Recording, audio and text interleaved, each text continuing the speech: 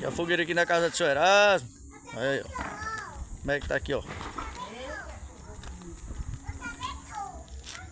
Aí, ó.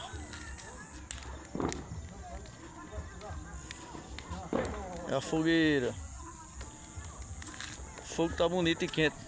Ali é a minha fogueirinha. Ali foi a minha fogueira. Vou aproximar aqui mais um pouco.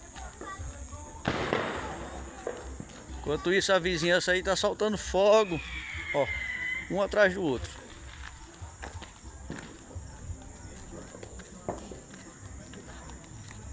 É uma bela fogueira também.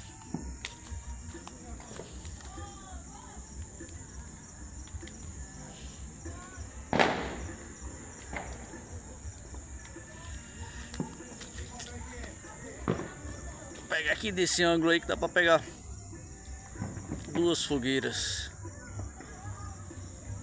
É tradição, né? Toda a festa do mês de São João, a população geralmente costuma fazer, né, a fogueira. Faz parte aí da nossa cultura, né? Cultura nordestina e de vários estados aí do Brasil.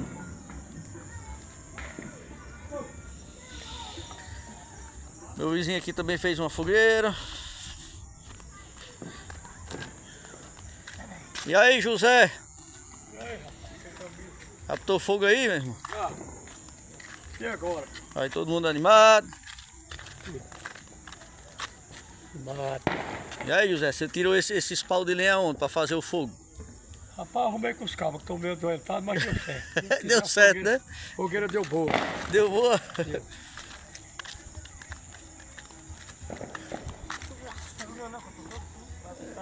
É, Dudu.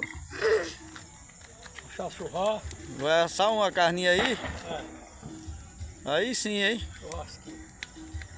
Aí o rapaz aí preparando aí a churrasqueira. Igual da vídeo lá.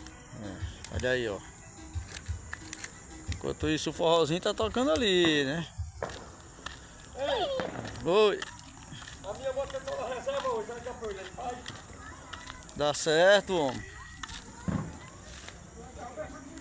É, galera. Aqui é no sítio Lagoinha, em São Miguel, Rio Grande do Norte, hein? Estamos fazendo aqui aí só para registrar aí. Documentar que aqui faz parte da nossa cultura, galera. Um grande abraço aí a todos, galera.